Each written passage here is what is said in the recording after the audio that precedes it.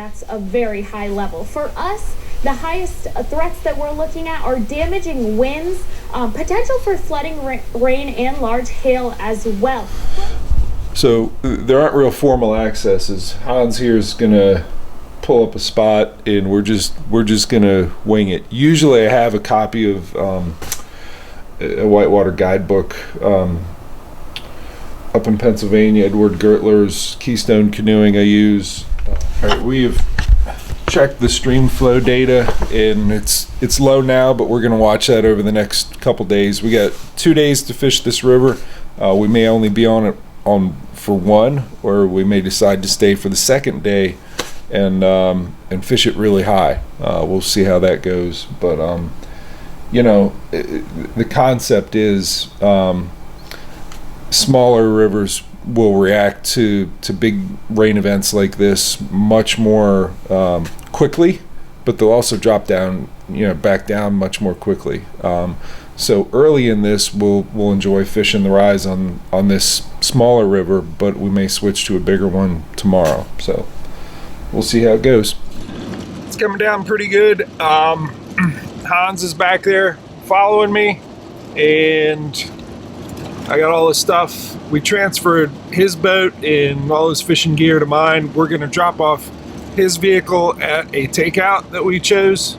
Hopefully we picked a good length. I usually like to float about a mile an hour, one river mile per hour of fishing. If it's higher flow, we'll lengthen that, but we'll see.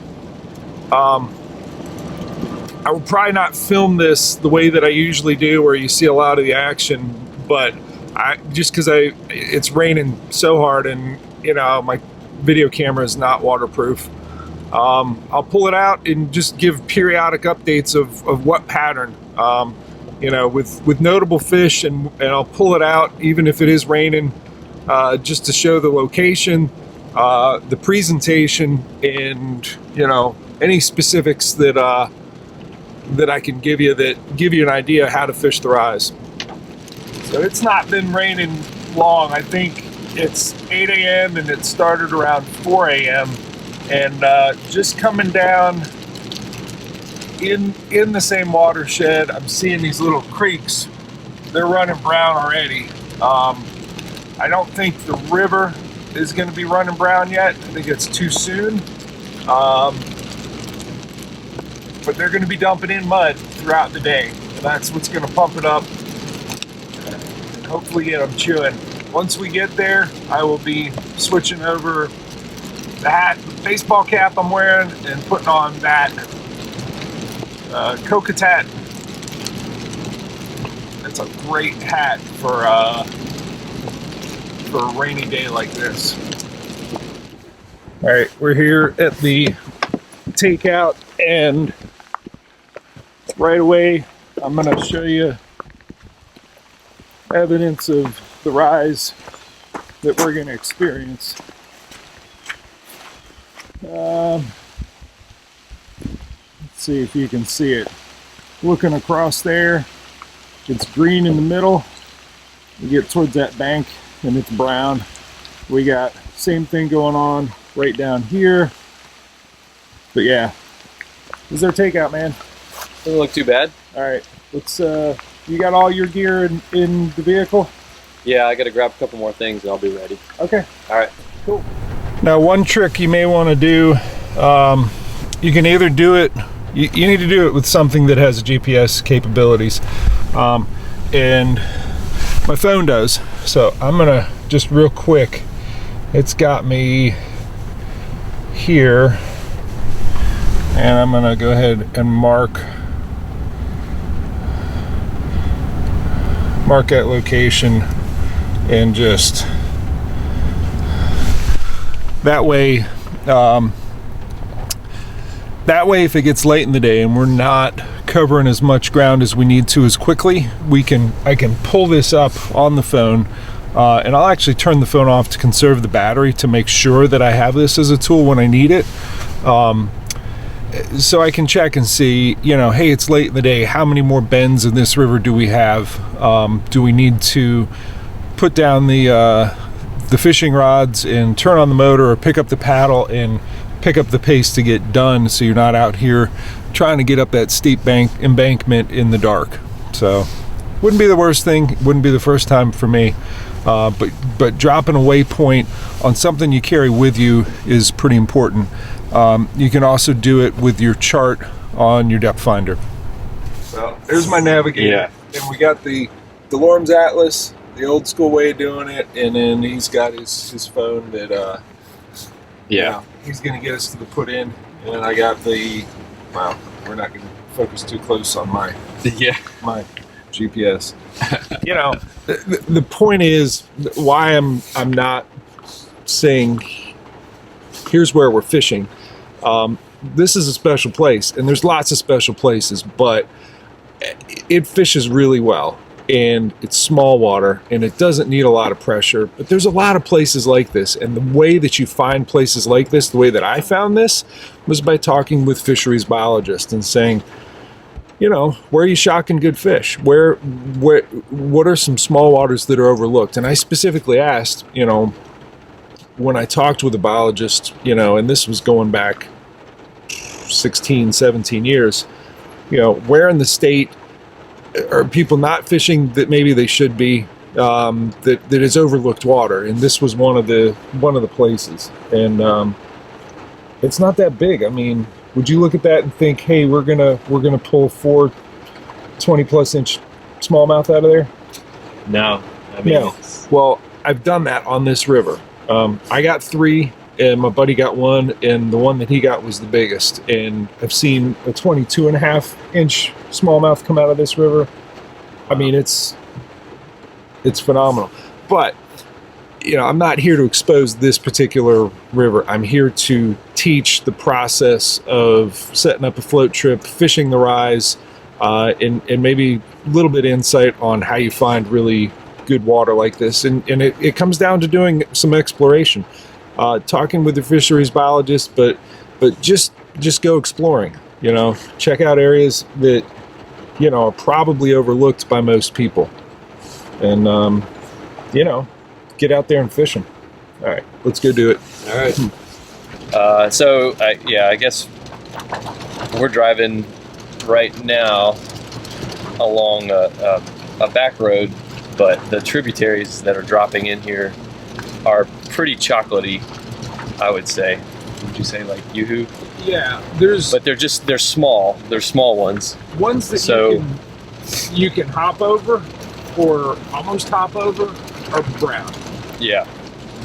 But the ones that are, those tributaries are dropping into are still not quite that stained yet. So we're I would say we've got maybe a few hours before it starts to really brown out. I think we have the day, and the day will transition from green in the center and brown on the sides, which is what we have now, to totally brown bank to bank.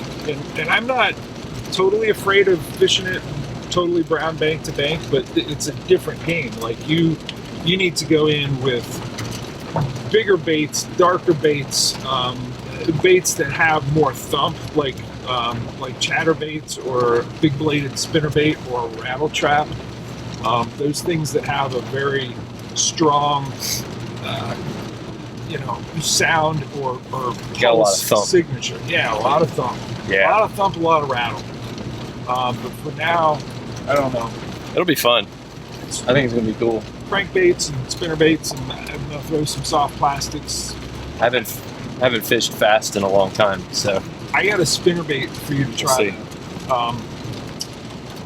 We'll When I was at the KBF National Championship, I was talking with Ricky at Redline Lures. He gave me some pointers on some of the ones that Tim Perkins uses on his rivers further south here, and he actually made some custom color combinations. I like a lot of gold in my spinnerbaits, and he's made one.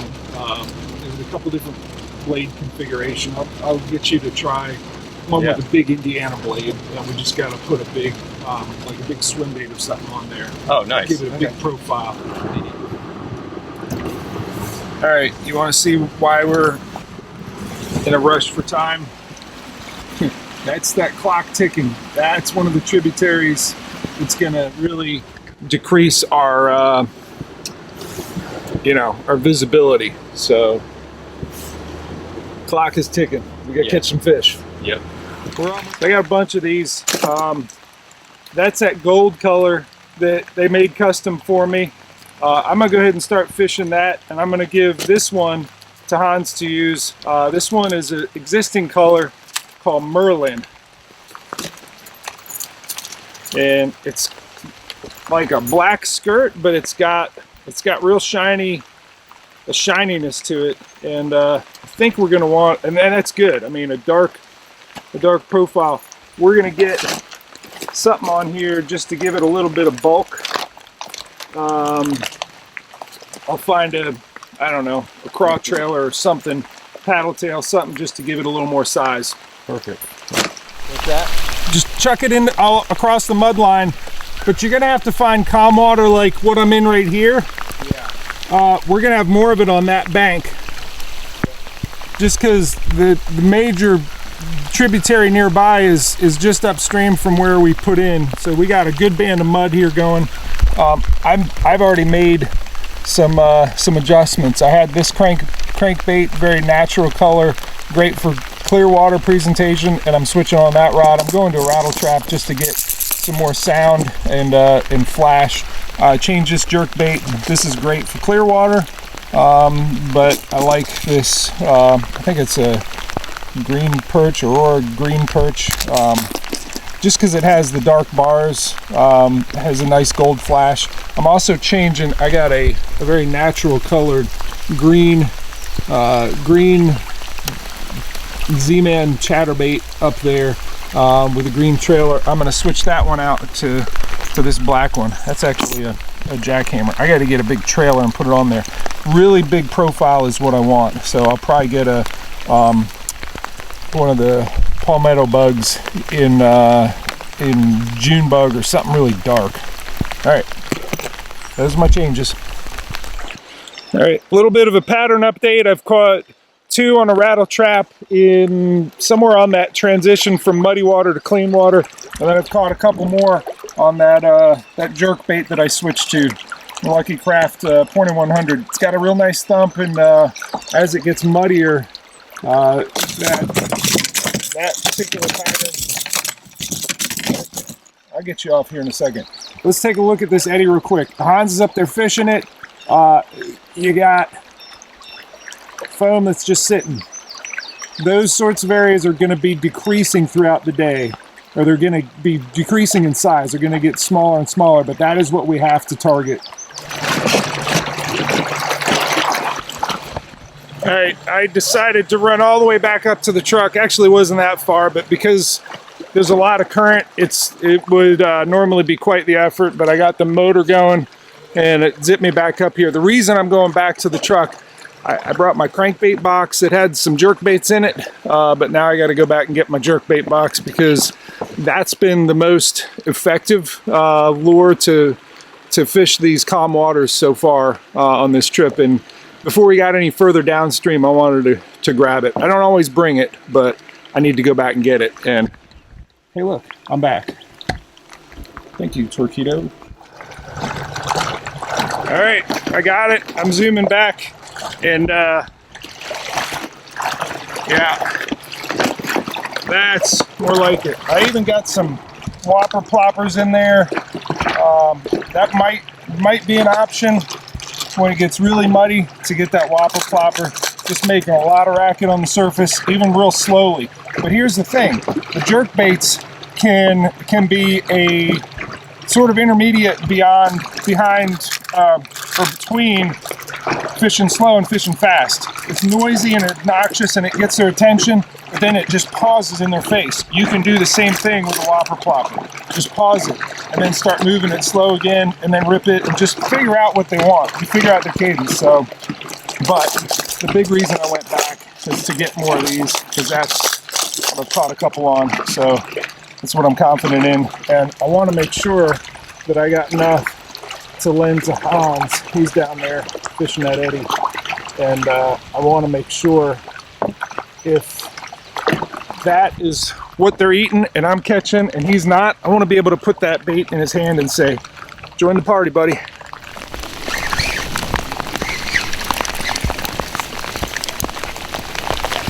Yep, I'm getting them here and there. It's not been fast and furious quite yet, but I just got this guy on a little deep diving crayfish crankbait.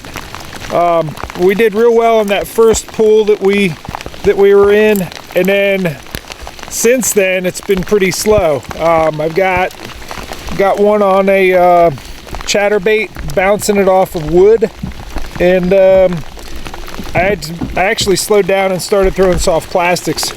Caught a couple in real pronounced, eddy seams with a rocky bottom.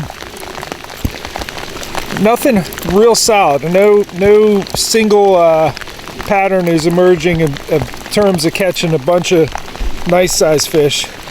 That guy's, I don't know, probably 14. Hit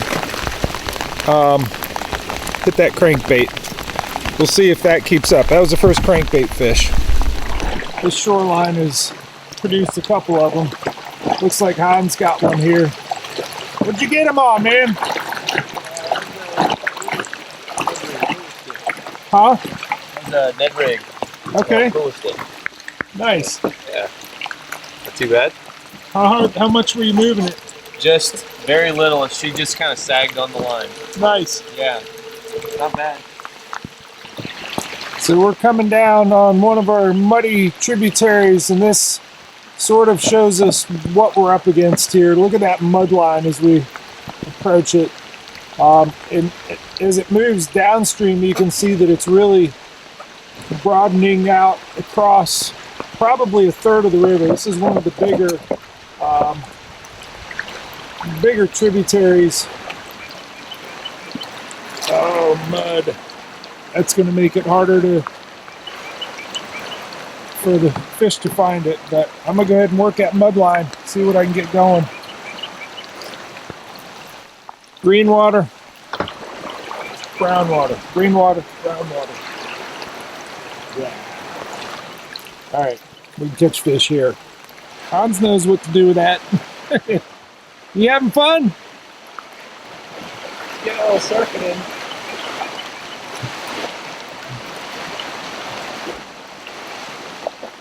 So it happened quick. One tributary trashed it bank to bank. We're maybe, I don't know, not quite half a mile downstream, and that completely wiped out any green water.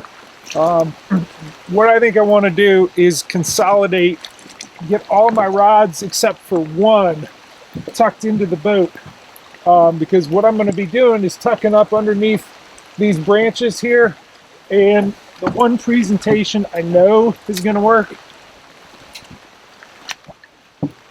Three things. Size, I'm going big. Sound, I got little rattles in there that click. And then scent.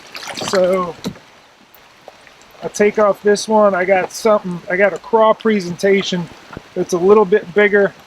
I'm going to go from the speed craw to the palmetto bugs with a real dark, I think that's June bug, and it's got the ribs in there, and I'm going to slather the scent all over it. And I'm just going to be hopping from eddy to eddy to eddy, just dropping it right down next to the boat through the garbage. This spot right up here, let's take a look at the top here. This is a good example.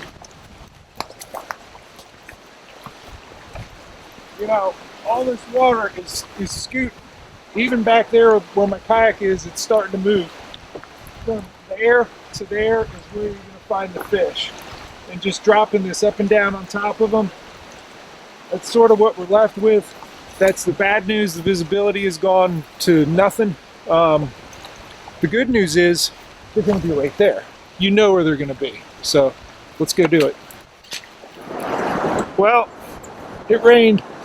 Yeah, all day. We just ran a dam over there, and we've been hitting this with jigs and a rattle trap below, and once it got muddy, with the exception of that one fish that I had break off,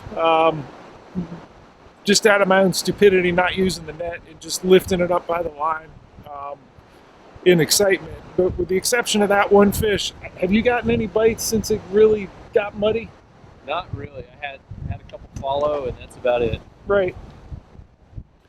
Well, there's fish in the rise, and then there's fishing when there's a flash flood warning. Yeah. And that's what we got today. And we're gonna go ahead and get off the water and maybe see, go get something to eat and warm up and see what we can get into tomorrow. Look at gauges and find some clean water somehow. We'll discuss how to do that just going into tomorrow. Yeah. All right, let's go get warm, man. Yeah. All right, it's day 2, and as we were leaving that small river, that water was trucking through the woods. We had to drive through some standing water. It was a mess, and we checked gauges. We said, all right, we're gonna look at the gauges in the morning and see what they look like, and maybe go somewhere else. And I looked at the New River and the Radford gauge at I think 7 a.m. had already eclipsed its highest historical CFS for this day. Not the highest historical ever, but for today. For today, yeah. We got a new record. So we're not on a river today. We're going to a lake. Fishing. We're going way up in a mountain where there's not much drainage going in. And we're going under the a recommendation by Mr. Jody Queen. So thanks, Jody. But it's cold. Yeah. And temperature dropped quite a bit. yeah, so Hans asked for a knit cap, and because I carry all manner of stuff in my truck. Because I packed my stuff up Yeah. when it was 85 degrees. You got a So- choice of the Oh, Torpedo hat nice. or a Blue Ridge, or the- vintage Blue Ridge kayak fishing hat. I'll go with the Torpedo. All right, that's a I'm going good with the All right, black and orange. all right, All right. let's go ahead.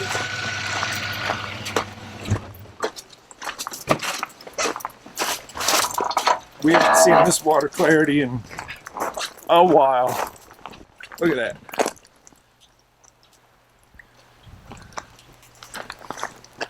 Oh man. And you got it looks like there's standing timber in it. I'm looking out on that point. Yep. Interesting. Unbelievable this water is this clean. It's beautiful, but it's You weren't kidding when you said it was on top of a mountain. it is. we came up in elevation a lot, Yeah. a whole lot. So, all right, let's go find some smallmouth. So this is the first time we've been on this lake. Jeff, what are we gonna do to break it down? Where are we going, and how do you start out looking at a lake like this? Yeah. We don't know anything about it really. We know that there's smallmouth in it. We know there's smallmouth. It's clear, and obviously we've got water temps and that sort of thing. So what do we do? I could show you on the chart, but I'm not going to, just because a friend referred us to this place, and I don't want to, put undue pressure on his his honey hole. Yeah. But I will say, it'd be easier to show with the chart, but I'm not going to do that. But I will say that we are near the dam. The dam is back there. Yep. You have this side with lots of tiny little coves all the way around, and then if you go off in the distance, there's a pinch point up there where it gets back to where it's really the creek, and we actually might have some muddy water up there at the creek coming in. I mean, not much, but in water this clear, it's actually an advantage. It's where food is going to be washed into this really clear mountaintop reservoir. Yeah. But you want to take into account the time of the year, and these fish, I mean, the water temperatures are mid and upper 50s. They're looking to come shallow. They're going to be near shallows, and in a lake this deep, this highland reservoir, I will tell you, this opposite shore right here is really the steeper shoreline, and that is not as interesting as the one that's behind you that has many little coves in it. Yeah. So we can hit these series of coves and see what happens, but I think ultimately we want to head up to that pinch point where, no, there it is, where you have the creek coming in that feeds this. Yeah. But we want to find places that they stage to spawn, and it's shallow. So I like to, I always do well fishing near dam, but I don't want to touch it this time of year because there's a whole lot of deep water there. What we need to find is relatively shallow water. Right now we're in 16 feet and we're pretty far from shore, and that's not bad. I think at any deeper than that this time of year is not good. And deep and shallow is relative, but I would say anything less than 10 feet is going to be pretty prime. Okay. So, and I saw some standing timber, so we might go up in these coves, look for some standing timber, throw some jerk baits on them, see what happens. We'll hunt those out first, probably. Yeah, but that's the breakdown. I mean, you have, time of year that they are spawning. They are going to be getting ready to spawn here soon, so you want to go shallow, and you find those coves that are going to have the shallow water. But then you consider, the different tributaries that are coming into it, and certainly tributaries are a fish magnet. Yeah.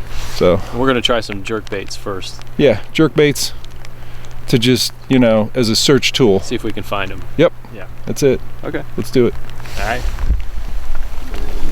All right, got the first one of the day, a 19 1/4 inch smallmouth on the little tube, and I'm gonna do a little breakdown of where this fish was and what were some of the decisions that led me to this location and this really nice smallmouth. Oh, that's beautiful, man. Nice 19 1/4 inch smallmouth from this really clear water and this Highland reservoir. We'll go ahead and get this guy back into the water.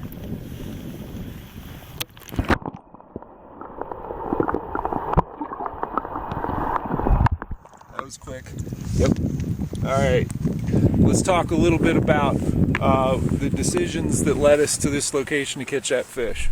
All right, I tried jerk baiting out in 10 to 12 feet of water, decided to come a little bit shallower, and I know that we've had a lot of cold weather here recently. I mean, all that rain that hit us was followed by, and I looked up a couple times and I'm thinking, am I seeing little sleet pebbles out here even though it's April? It's pretty close to, it could be freezing later on today. It's pretty cold. So that cold front is going to move them. Even though we have 58.8 degree water, I guarantee you it's on the decline. So that cooling off of the shallows and the wind that's cooling up probably where they might have spawned up in the standing timber back here, they're gonna make a move from the shallows back out to the first deep water that they approach. And I looked at the depth finder and I chose this particular cove because if you look at the depth contour here, this relatively deeper water comes very close to the shoreline. I think this is another candidate. It's the next cove over. And really, I think they can spawn up in here, but I'm casting out into that deep water that juts close to lots of locations where they could be spawning on these shallow water stumps. So we'll keep going with that pattern, see if it holds up. But when there's a cold front, near the spawn, you want to look for the first example of shallow and then drop to deep that you can find.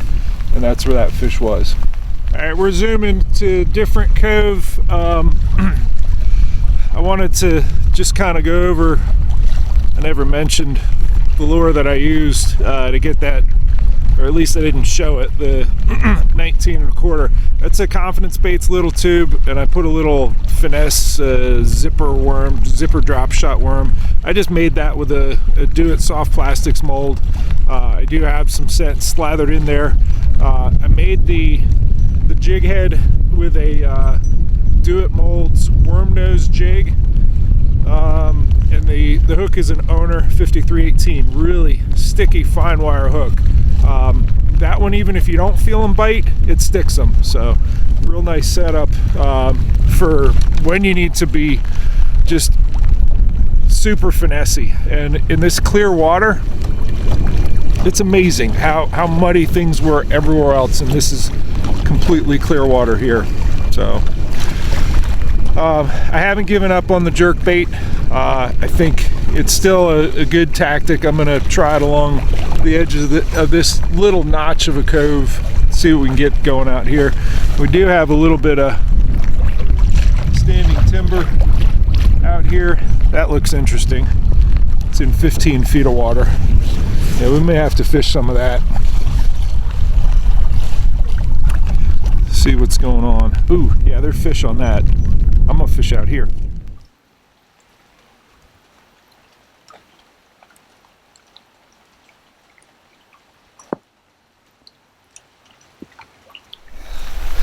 Sorry, there's no action footage on this, but you know, I'll teach. I just won't have the camera out in the rain. I've actually ruined one recently filming in the rain. It won't record anymore. All right, got one on a crankbait. We're actually up near the top end of the reservoir, and I think I actually felt this fish, or a fish in this area, hit. It felt like a fish was on and off. I'll go ahead and get her back in. Sorry.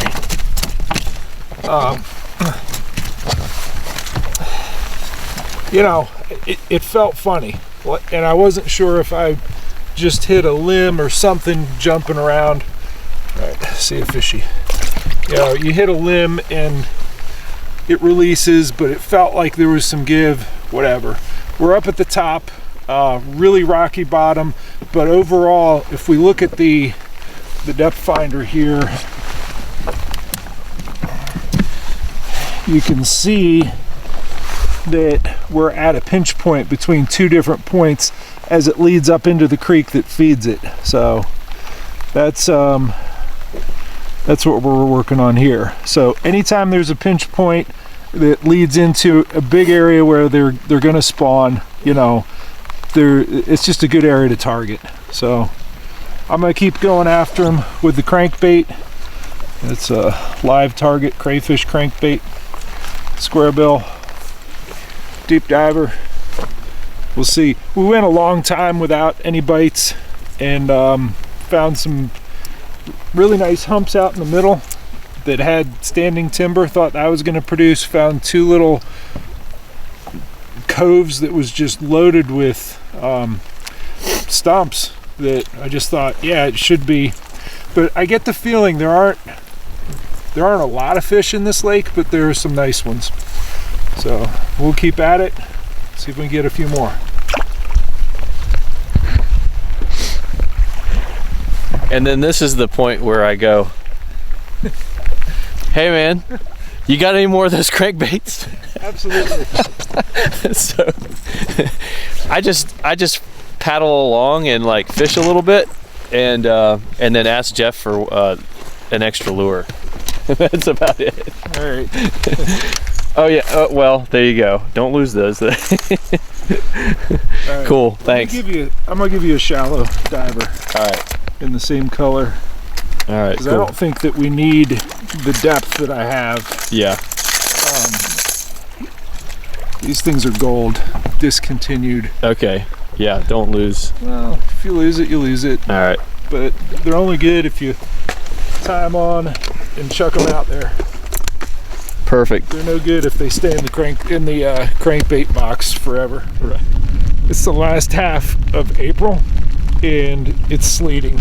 Like, some of these are landing as pellets on my, I can see them on my pants here. It's sleet, right? You're getting a little bit of it? It's as close to sleet as I care to have. That's for Yeah, I'm watching some of them just drop on my bibs here, and it's... Yeah. It's called, this might be done. Yeah? Snain? A mixture of snow and rain? This is, it is. S-N-A-I-N? Stain. Snain. It's stained. Ah. that Hans headed back to the truck. He was gonna go pour a cup of coffee, brew one up, and I'm not far behind him. We might catch a few more on the way, but I think beyond that,